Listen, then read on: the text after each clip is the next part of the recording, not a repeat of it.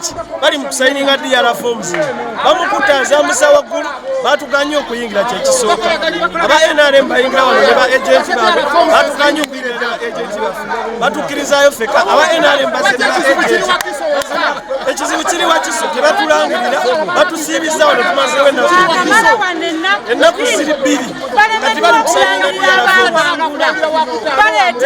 DR forms bali muli bazisayininga bamale bazaamuzewo oyo yagwira ddala yali wakusatu alisema bamuwangula omwana gwatawanya yamukubira waggulu mulala ali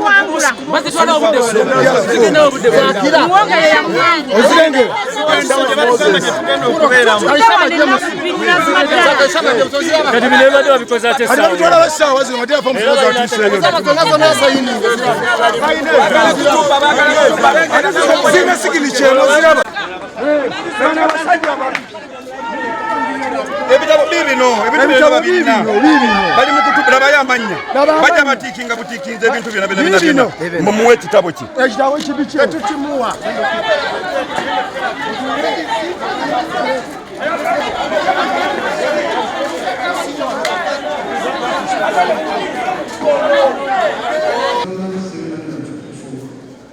Total number of invalid 3,405. Total number of papers counted 267,169. Accordingly, as returning officer for Wakiso district, I declare Wanaka Matthias Wanga, who has obtained the largest number of votes, winner for Wakiso district.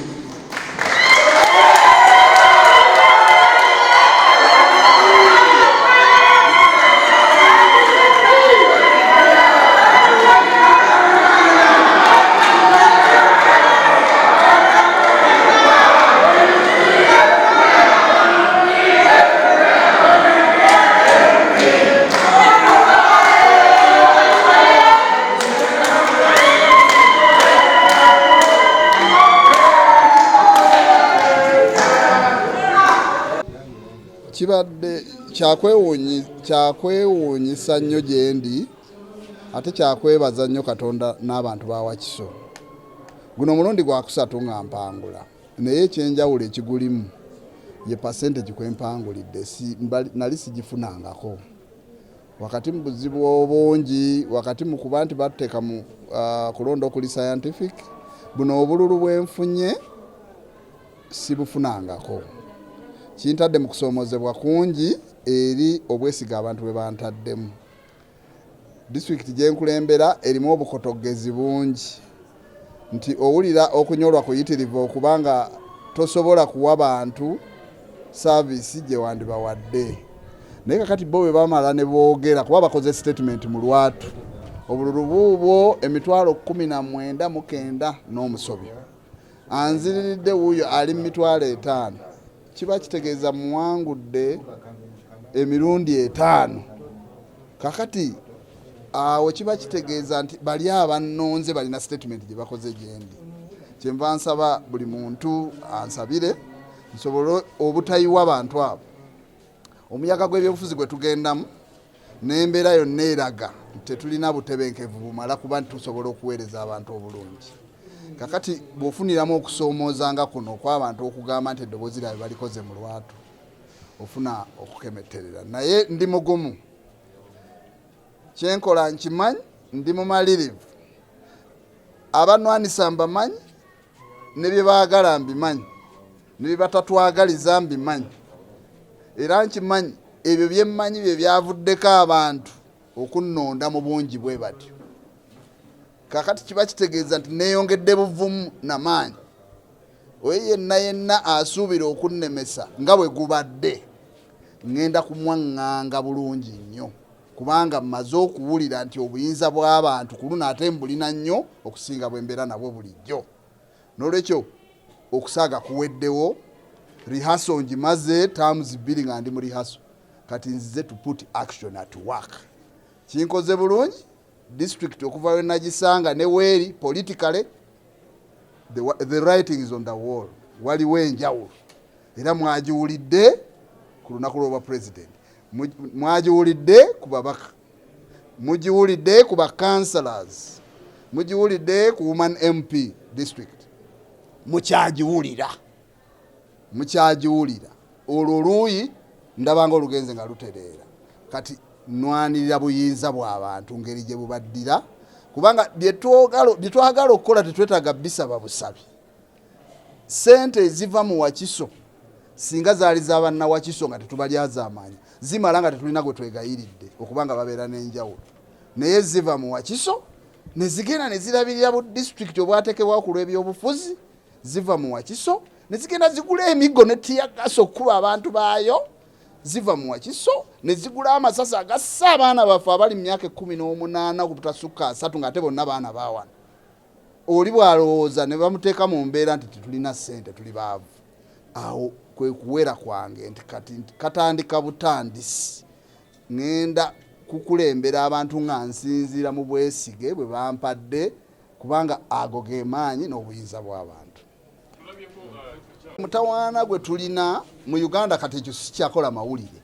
kubba bululu kukumpanya tekikyakola mawulire kwegamba is a new norm naye kyekiri kyenkugambye ngenda kulwanira obuyinza bw'abantu kati obalaba abaana abo betukulembera kati batusinga okubeera vigilant kyebeetaagisa guidance okubanga tebagwa mu kukemebwa ate tebakola nsobi mu kulwanirira eddembe lyabwe n'olwekyo nze ekyo ekyokubanga bakukusa DR ekyokubanga abawangule baagala okwefuula abawanguzi ekyokweteekateeka strategically okubeera nga tunyaga buli budde okunyakulako abantu eddembe lyabwe n'obuwanguzi bwabwe ebyo byebimu mu lutalo lwe tulimu olutannaba kuggwa abantu saagala baddeka beebake balowooze nti ekintu kiwedde tutandika butandisi ekibadde kitubulamu naddala wano mu senta nga abakulembeze bawano nga tebali ku wavelength yemu ne bebakulembera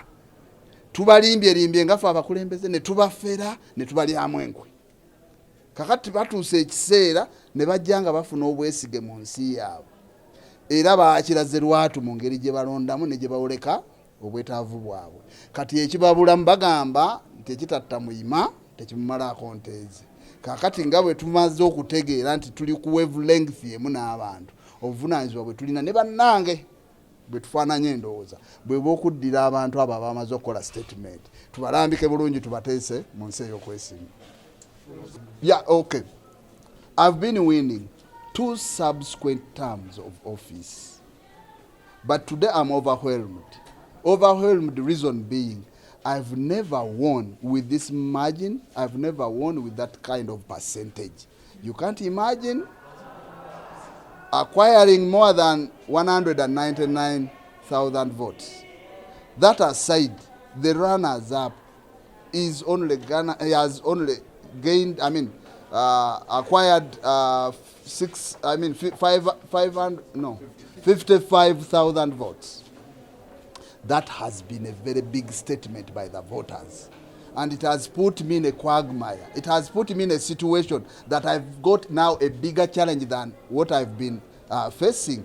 Reason being that if they've made a statement in this kind of scenario where the campaigns have never been free and fair, where the situation is that bad, where the resources, the COVID and name it, then it puts me in a situation where I need to sit down. I humble myself and I ask the Almighty God and ask all the populace to come in to pray for me so that I don't disappoint this statement which has been made by the population.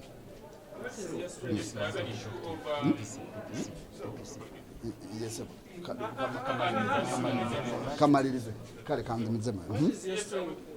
my strength.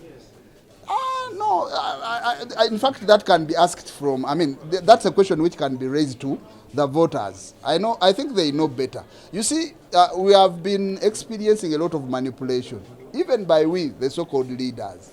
We have been just inciting. We have been, how do you call it?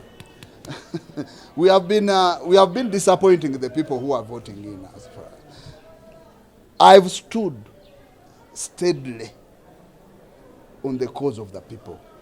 And I'm sure it's the reason they have pronounce themselves this time round. That's why I have said I was doing a few things, a few pro-people issues without knowing that people were appreciating.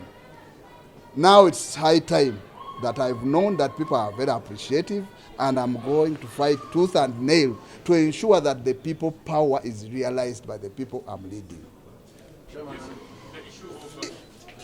Vote rigging, malpractice, fraud in elections is a new norm, and a norm which is no longer something strange. You see, if at all it fails to happen in an electioneering, that's when you can call it news. One will wonder when we can have or hold elections without fraud. In other words, having fraudulent elections is a new norm, and it's now known as a common practice. But the perpetrators are now fidgeting. Reason being that we have mobilized, we have sensitized the population, and now they are aware of their rights and their power, especially the age group between 18 and 35. That's why I'm calling upon my fellow leaders to come in rescue of this generation, because they are yearning. They are yearning for their rights, they are yearning for their freedoms, they are yearning for their coexistence, which requires a collective effort by all stakeholders and players in the body politic, so that we save their anxieties.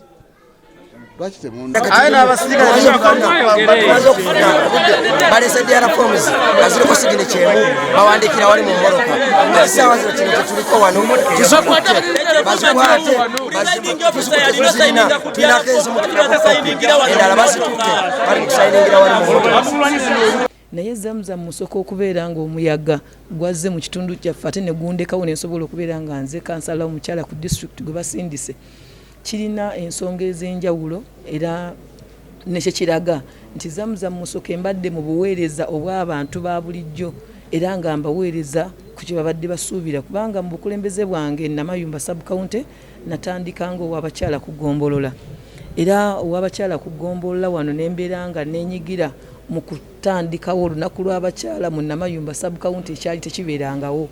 Abakyala ne bakuŋŋaana bangi ne bajja Kasozi Namayumba ne kajula, era Honorable Galabuzi n'ajja ng'omugenyi omukulu n'atuwa obukadde 10. Zamzam Musoke is one of the survivors of the Nupu wave, reason being that I've managed to serve to the expectation of my people in Namayumba sub-county.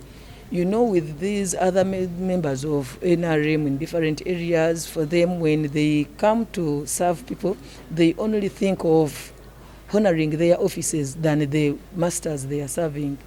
That these people in the local villages are our bosses. You have to respect them, to cater about their needs, and go bend down to your knees towards their problems. But most of our friends value their offices than where they come from. That's why that this wave has swept all of them in different areas, and it has been a lesson to different members of NRM to have a flashback and look for what to do for the coming future, if at all they are to continue with politics in Uganda. I'm Musoke Zamzam from Namayumba sub-county, a woman councillor, Wachiso district. Thank you very much. Nice to meet you.